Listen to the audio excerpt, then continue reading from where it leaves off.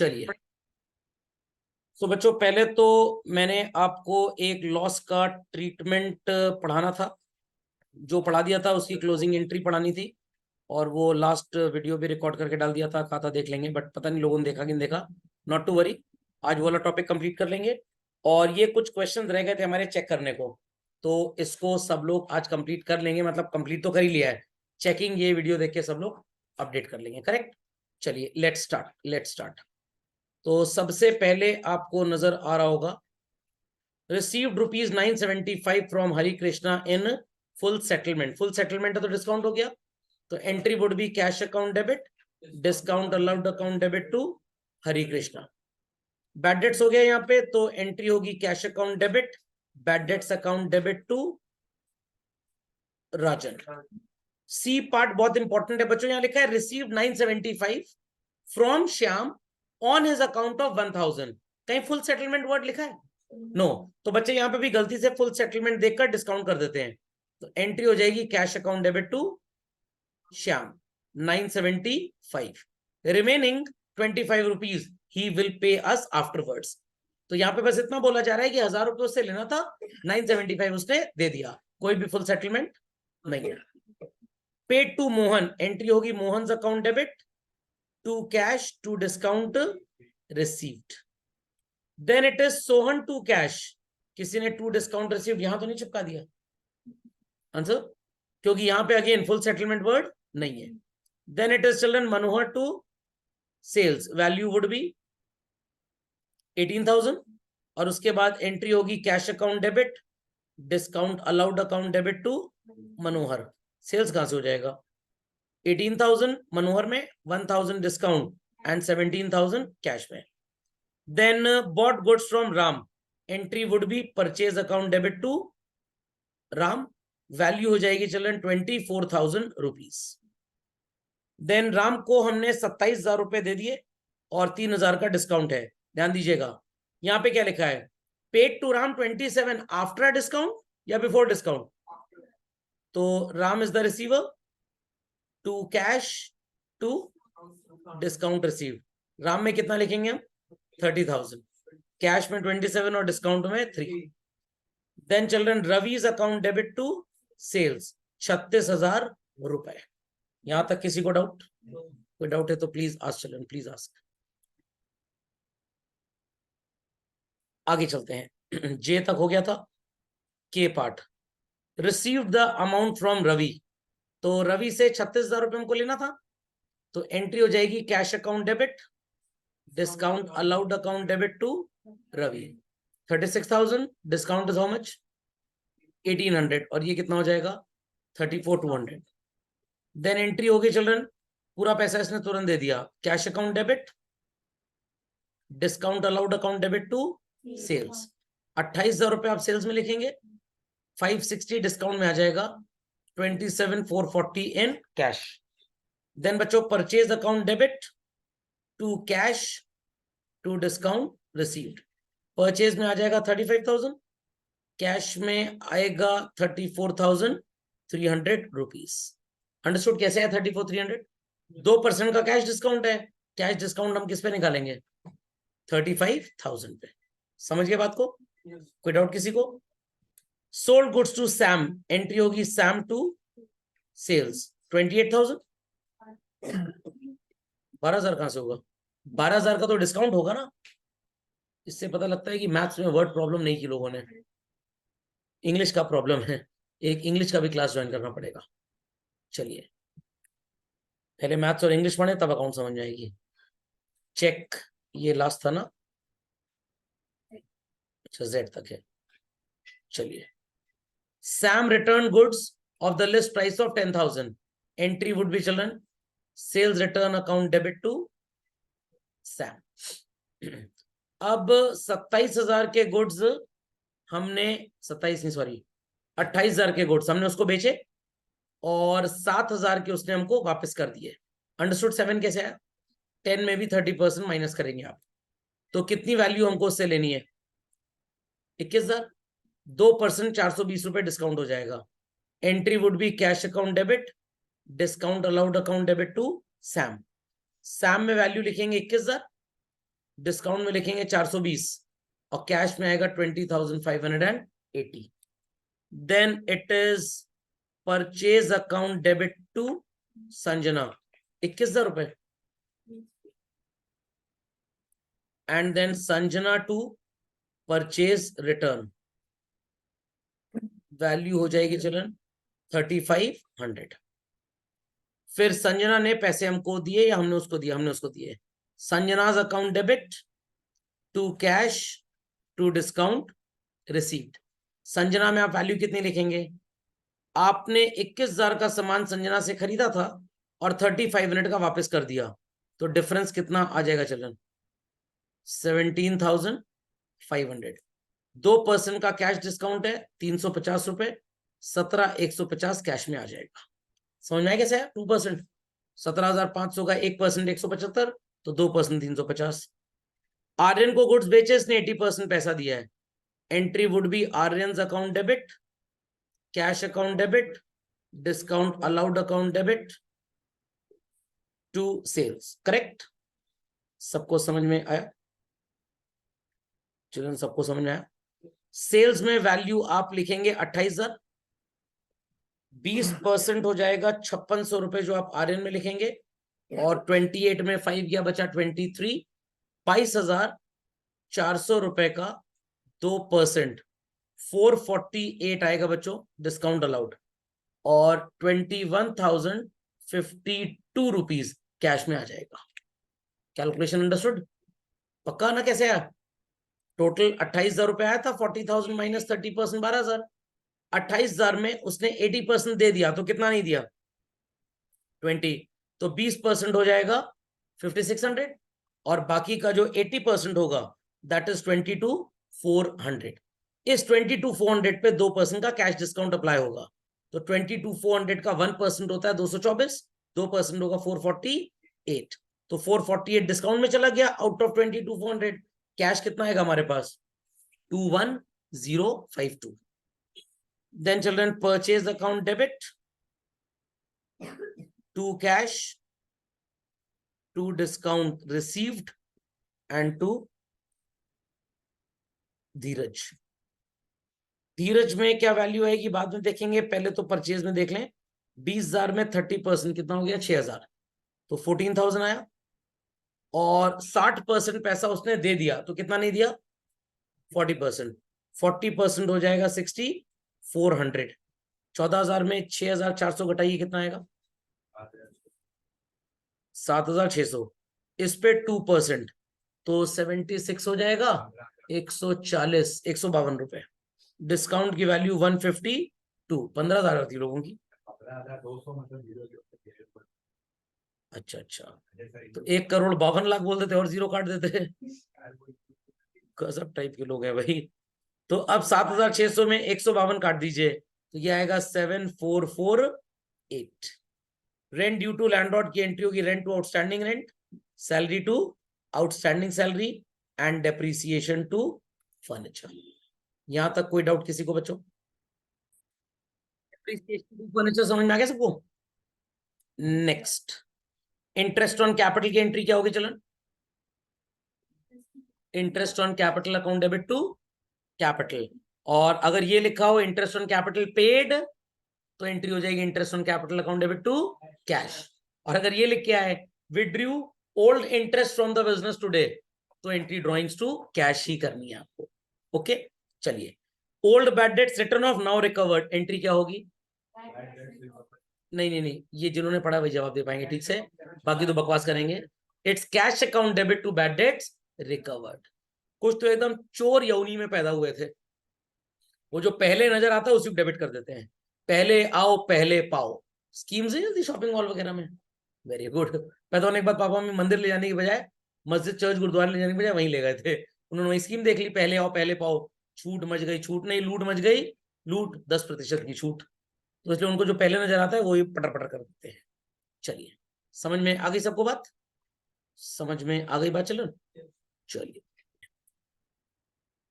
ये 9th question हम कर चुके थे। Have we done this 10th one? हो चुका है।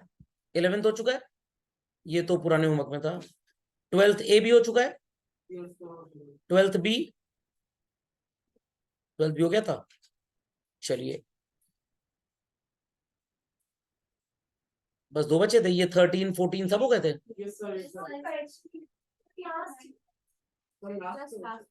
हाँ तो वो कौन से थे करेक्शन के लिए बताइए। 8th एंड 9th, नहीं 8 तो मैंने करा दिया, मेरे को याद है अनिल वाला, और 9th में लोगों ने कैलकुलेशन का प्रॉब्लम किया था तो मैंने सही बता दिया था। 8th एंड 9th हो चुका था, ये सब हो गया 10 11 12 ऑल पक्का। 13 भी हो चुका है, 14 15 16। 14 में मैंने आपको बताया था कि गुड्स खरीदेंगे तो कैरेज अलग से डेबिट करना पड़ेगा, बट मशीन में साथ में जोड़ देंगे कॉस्ट कॉन्सेप्ट, क्योंकि गुड्स कल को जब बच जाएंगे तो उनकी कॉस्ट निकालने के लिए खर्चा अलग से पता होना चाहिए आपको, इसलिए खर्चा अलग से लिखा जाता है। बट मशीन तो हमेशा ही रहेगी, तो अलग से उसका कोई पार्ट कभी बचेगा नहीं, ये एक्सप्रेशन दिया गया था ना। चलिए 14 हो गया, ये 15 16 17 18 सब हो गए पक्का। 19 20 डन। हाँ ये मोटर कार वाला हो गया था, जिसमें ड्रू फॉर सेल्फ में एग्जांपल बताया था कि बैंक से कितना निकाला फिर उसमें से कितना निकाला, ये तो याद आ गया। ये भी हो गया था 22 23, ये वाला नहीं हुआ मेरे को लग रहा है, 21 तक हुआ है। हाँ 21 हो गया था। चलिए 22 झटपट निपटा देते हैं। चलिए 22, इंश्योरेंस प्रीमियम जितना दिया उसमें से 15,000 अगले साल का है, सिंपल है। Prepaid insurance premium account debit to cash भी लिख सकते हैं, तो इंश्योरेंस प्रीमियम भी लिख सकते हैं। राम से क्रेडिट पे गुड्स खरीदे गए, purchase account debit to Ram and company, then Ram and company account debit to cash to discount received.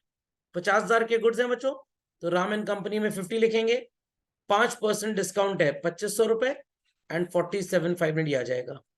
Income tax की एंट्री किसी ने इनकम टैक्स टू कैश या बैंक तो नहीं कर दिए, it's drawings to bank. Then children it is cash account debit to sales, 2 lakh पे 10% profit, तो वैल्यू आएगी 220। Then furniture account debit 2 lakh, filing cabinet account debit 50,000, computer account debit 1 lakh, to cash लिख देंगे आप 3,50,000। ऑफिस इक्विपमेंट भी चलेगा, नो प्रॉब्लम। नेक्स्ट 23, कैलकुलेशन का खेल है पूरा, एंट्री तो आसान है। हमने गुड्स चारू को बेचे तो एंट्री होगी Charu's account debit to sales, cash discount तो है ही नहीं यहाँ पे। 1,20,000 में 1/3 हुआ 40,000, तो 160 में 15% डिस्काउंट लेस हो गया आपका 24,000, तो 160 माइनस 24 इज 136, यही आएगा। Then sold goods to Arun against a cheque, entry होगी चिल्ड्रन बैंक अकाउंट डेबिट, और कैश डिस्काउंट यहाँ पे है ही नहीं, तो सीधे लिखेंगे टू सेल्स। 80,000 का 25% प्रॉफिट हो गया 20,000, 1 lakh minus 15% discount, what's the value 85,000। ये बहुत मजेदार ट्रांजैक्शन है बच्चों। चेक से आपने 8400 इंश्योरेंस प्रीमियम दिया, जनरली इंश्योरेंस प्रीमियम 1 साल के लिए दिया जाता है, और कब दिया हमने 1 अगस्त, तो 1 अगस्त 2016 से चिल्ड्रन इसका बेनिफिट मिलना स्टार्ट होगा, और ये बेनिफिट कब तक चलेगा 31 जुलाई 2017। 12 महीने तो भाई ऐसे ही खत्म होंगे ना, अगस्त सितंबर अक्टूबर नवंबर दिसंबर जनवरी फरवरी मार्च अप्रैल मई जून जुलाई, इस पूरे टाइम पीरियड का आपने जो पेमेंट किया that is rupees how much children 8,400। आपका अकाउंटिंग सेशन कब क्लोज होता है बच्चों 31 मार्च, तो आई कैन सुपर कॉन्फिडेंटली से कि मार्च लगभग यहां पे मान लीजिए आ जाएगा। ध्यान दीजिएगा बातों को। अगस्त एक ऐसा मंथ है जो जनवरी टू दिसंबर के बीच में भी आता है। आप अगस्त से 31 जुलाई की जब बात करें, और अकाउंटिंग ईयर आपका कब से कब तक का है, अप्रैल से मार्च तक का, तो मैं दोनों कहानियां लिख रहा हूं, दोनों कहानियां लिख रहा हूं, ध्यान दीजिएगा। अकाउंटिंग ईयर कब स्टार्ट हुआ बच्चों, अप्रैल 1 को, और कब तक चलेगा, मार्च 31 तक। ये 2 सेशंस सबको नजर आ रहे हैं। ऊपर जो मैंने लिखा है that is your accounting year, नीचे जो लिखा है दैट इज द ईयर जिसके लिए आपने पेमेंट किया। तो बच्चों अप्रैल के बाद कौन सा मंथ आता है? मई के बाद जून के बाद जुलाई, और जुलाई के बाद क्या आता है? अगस्त के बाद क्या आता है? सितंबर के बाद क्या आता है? अक्टूबर के बाद क्या आता है? नवंबर के बाद क्या आता है? दिसंबर के बाद क्या आता है? जनवरी के बाद क्या आता है? फरवरी के बाद क्या आता है? मार्च। इतनी बात समझ में आ रही है सबको? मार्च के बाद क्या आता है? कुछ भी नहीं। मार्च के बाद क्या आता है? अप्रैल। Very good. अप्रैल के बाद क्या आता है? मई नहीं आता। मई के बाद जून, और जून के बाद क्या आता है? जुलाई। समझ में आ गई बात? तो बच्चों कॉमन पीरियड दोनों डेट्स में क्या है? What is the common period children? August to March दोनों में कॉमन है। जिसके लिए आपने पे किया वो भी, और जो आपका सेशन है वो भी। तो आपने अपनी सो कॉल्ड इंश्योरेंस का पेमेंट कब किया? 1 अगस्त को। रिस्क कवरेज कब से स्टार्ट होगा?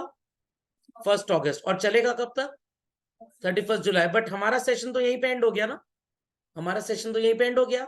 आप किसी पार्टी में टाइम से पहले पहुंच गए, पार्टी बाद में स्टार्ट हुई। पार्टी चलनी है पूरी 12 आवर्स, खत्म पार्टी अपने टाइम पे ही होगी, बट आपको घर जल्दी जाना है। घर जल्दी जाना, तो क्या करेंगे? डिब्बे में खाना पैक करा ले जाएंगे ना। डिब्बे में खाना पैक करा ले जाएंगे। वो खाना है जो आपके साथ जा तो रहा है, बट आपने खाया। प्रीपेड ईटिंग हो गई। प्रीपेड प्री ईटिंग हो गई। तो अगस्त से लेकर मार्च तक ये इंश्योरेंस का पैसा आपको बेनिफिट कितने महीने का देगा? अगस्त, सितंबर, अक्टूबर, नवंबर, दिसंबर, जनवरी, फरवरी एंड मार्च। 8 मंथ्स आपको बेनिफिट मिलेगा यहां पे। और 4 मंथ्स बेनिफिट कब मिलेगा? नेक्स्ट ईयर में। तो ये जितना मैंने ब्लैक शेड किया है दैट इज 4 मंथ्स। ये आपको बेनिफिट कब देगा बच्चों? Next year. और ये जो मैं गोल गोल फेंसिंग बिछा रहा हूं अब, ये बेनिफिट आपको कब मिलेगा? कब मिलेगा? करंट ईयर में मिलेगा। तो 8400 rupee is being paid for 12 months. इन 12 महीनों में हमें बेनिफिट जो इस सेशन में मिला that is only for 8 months. और 8400 जो हमने 12 मंथ्स का पे किया, उसमें कितने मंथ्स का बेनिफिट हमें नहीं मिलेगा? 4 महीने। तो मैंने रिचार्ज कराया 1 अप्रैल को। कब कराया? पूरे 365 दिन का। मेरा रिचार्ज कब तक चलेगा बच्चों? मेरा रिलायंस का, जियो का रिचार्ज कब तक चलेगा? 31 मार्च। आपने रिचार्ज कराया 1 अगस्त को, और आपका भी रिचार्ज कब तक चलेगा? 31 जुलाई। दोनों को 12-12 महीने, 365 डेज का बेनिफिट कंपनी दे रही है। बट क्या हमारी डेट ऑफ रिचार्ज सेम थी? तो हमारा आपका रिचार्ज कॉमन कितना है चिल्ड्रन? अगस्त टू मार्च। तो मेरा चार्टर्ड अकाउंटेंट बोलेगा 1 अप्रैल को 365 दिन का रिचार्ज कराया, ईयर खत्म, आपका एक्सपेंस खत्म, कोई एक्स्ट्रा पेमेंट आपने नहीं किया।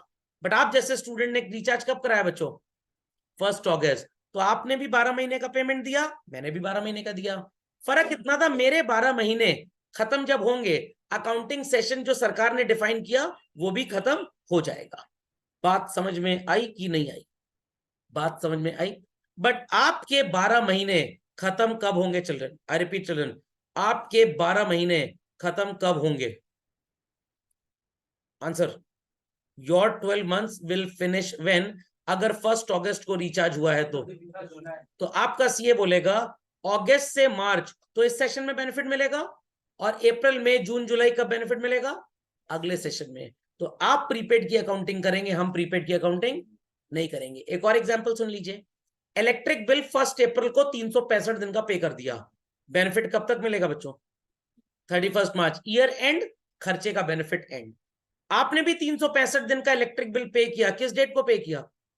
1 अगस्त। कब तक चलेगा ये बच्चों?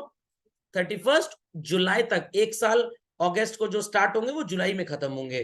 कुछ बेवकूफों को तो कैलेंडर भी नहीं याद है, क्योंकि नर्सरी में सर क्लास के बाहर रहते थे ना, हमेशा झूला झूलते थे। बट अभी भी वो झूलते रहेंगे इडियट्स। तो 1 अगस्त को अगर 365 दिन का पेमेंट किया तो बेनिफिट कब तक मिलेगा? सर हम बताएं सर 1 अगस्त दिन में पेमेंट किया है, सर अगले साल 1 अगस्त दिन तक बेनिफिट मिलेगा। अरे भैया 12 महीने होंगे कि नहीं होंगे? 12 महीने होंगे। तो आपकी बुक्स में प्रीपेड का कॉन्सेप्ट चलाएगा। क्यों चलाएगा? क्योंकि सब लोगों को अकाउंटिंग कब से कब तक करनी है? 31 जुलाई तक अकाउंटिंग करनी है, अप्रैल से मार्च तक। तो मेरा पेमेंट भी अप्रैल टू मार्च का है, और अकाउंटिंग ईयर भी अप्रैल टू मार्च का है, तो हमारा कुछ मिसमैच होगा? नो। तो हमने शर्ट में बटन ऊपर वाला ऊपर ही बंद किया है, तो सारे बटन ठीक से बंद होंगे। आपने एक बटन में गड़बड़ी कर दी तो नीचे एक बटन एक्स्ट्रा मिल जाएगा आपको और ऊपर एक शॉर्ट रहेगा। होता है ना ऐसा कभी कभी, प्रीपेड हो गया सर, बटन तो अवेलेबल है बट वो अवेलेबल नहीं है। What it clear? तो वही चीज यहाँ पे भी है। 1 अगस्त को पेमेंट किया, कब तक 12 महीने का बेनिफिट लास्ट करेगा? 31 जुलाई। बट अकाउंटिंग ईयर कब एंड हो रहा है? 31 मार्च। तो आपको अगस्त सितंबर अक्टूबर नवंबर दिसंबर जनवरी फरवरी मार्च 8 मंथ्स का बेनिफिट इस सेशन में मिलेगा और 4 मंथ्स का बेनिफिट नेक्स्ट सेशन में मिलेगा। अभी भी नहीं समझे? एक हॉस्पिटल में एक ही दिन 2 बच्चे पैदा हुए, भैया कौन किसको बोलेगा, दीदी कौन किसको बोलेगा? एक सवेरे 10 बजे पैदा हुआ, एक शाम को 7:30 बजे पैदा हुआ। 10 बजे वाला फायदे में रहा सर, नाश्ता भी कर लिया, दिन का खाना भी कर लिया, रात का डिनर भी कर लिया। जो 7:30 बजे पैदा हुआ उसकी 2 मील्स छूट गई। भगवान ने दोनों किए, 150-150 साल तय की है, तो जो पैदा जल्दी हुआ है वो समझ में आ गया, सवेरे ही निपट लिया 150 साल बाद, तो उसका भी दिन का खाना रात का डिनर छूट गया। जो शाम को पैदा हुआ अगले दिन शाम को मरेगा, तो उसने ब्रेकफास्ट और डिनर सॉरी लंच कर लिया। तो 12-12 महीने का बेनिफिट दोनों को मिला, 1 अप्रैल से 31 मार्च वाले को भी, 1 अगस्त से 31 जुलाई वाले को भी। फर्क सिर्फ इतना ऐसे हो गया, ऐसे हो गया, ऐसे। समझ में आया? हाथ दोनों बराबर है, ऐसे हो गया, खोपड़े में बात गई। एक और एग्जांपल ले लीजिए, मेरी ट्रेन 7 बजे स्टार्ट होती है लखनऊ से और दिल्ली पहुंचती है 10 घंटे के बाद। आपकी ट्रेन 8 बजे स्टार्ट होती है, वो भी 10 घंटे के बाद पहुंचेगी। समझ में आया कि नहीं आया? नहीं समझे? पक्का? तो दोनों का ट्रैवल टाइम तो सेम है, ट्रैवल टाइम सेम है। मेरी ट्रेन सवेरे 7 बजे निकली और शाम को 7 बजे पहुंच गई, आपकी ट्रेन शाम को 7 बजे निकली और अगले दिन सवेरे 5 बजे या 7 बजे पहुंचेगी। 12-12 घंटे की जर्नी दोनों ने की, बट मेरा 12 घंटा एक ही तारीख को कंप्लीट हो गया, आपके 12 घंटे क्लॉक की प्रॉब्लम। ये प्रॉब्लम वही है बेसिकली। तो दोनों को 12-12 महीने का एडवांटेज मिला। आपका एडवांटेज 2 सेशंस में स्प्लिट हो गया, एक सेशन में 8 मंथ और एक सेशन में 4 मंथ। इस वजह से ये 4 मंथ की वैल्यू को क्या नाम देंगे बच्चों? प्रीपेड। तो 4 1 जा 4, 3 जा 2800 आएगा। चलो, और ये कितना आ जाएगा? 56। तो आप 56 के लिए एंट्री करेंगे इंश्योरेंस प्रीमियम टू कैश और 2800 के लिए एंट्री करेंगे prepaid insurance premium to cash. यहां पे इंश्योरेंस प्रीमियम नहीं लिख सकते क्योंकि यहां पे आप वैल्यू कितनी लिख रहे हैं? सिर्फ 5600। अगर आप ये वाली एंट्री ऐसे कर दें, इंश्योरेंस प्रीमियम टू कैश 8400, तब आपको इसकी एंट्री करनी पड़ेगी prepaid insurance premium to insurance premium. तो चॉइस इज योर्स। अगर आप ये करते हैं एंट्री पेमेंट की, तो प्रीपेड की ये होगी। अगर आप पेमेंट की ये एंट्री करते हैं तो प्रीपेड की ये एंट्री हो जाएगी। जैसे करना चाहे, एक्रूअल बेसिस, कैश बेसिस, स्वाद अनुसार सब सही है। समझ गए बात को बच्चों? नहीं समझे? पक्का? चलिए नेक्स्ट 24th। ये तो इजी क्वेश्चन है, हो चुका है, ये करना है। वी हैव चेक दिस, पक्का कंफर्म? चलिए, इसके बाद have we done this 25th also? 25th check कर चुके हैं? नहीं किया? चलिए झटपट चेक कर लें, आसान है वैसे तो। पहली एंट्री होगी purchase account debit, carriage account debit to cash, then purchase account debit to Sudhir, carriage account debit to cash. दोनों अलग अलग करनी है entries. Received an order from Gopal, कोई एंट्री नहीं करेंगे, सिर्फ ऑर्डर मिला है। मशीनरी अकाउंट डेबिट 20,800 चिल्ड्रन, अलग से तो कैरेज इंस्टॉलेशन डेबिट नहीं कर दिया। देन परचेज टू अनिल 15,000 और यहां पे एंट्री होगी कैश टू सेल्स 6,000। क्लियर है? 6,000 कैसे आएगा? 1/3 ऑफ 15 इज व्हाट? 5। 20% 1,000 ऐड कर देंगे। Gopal's order was executed, entry होगी Gopal to sales and carriage to cash, carriage to cash. और अगर कैरेज भाड़ा गोपाल से वसूलना है तो एंट्री गोपाल टू कैश होगी।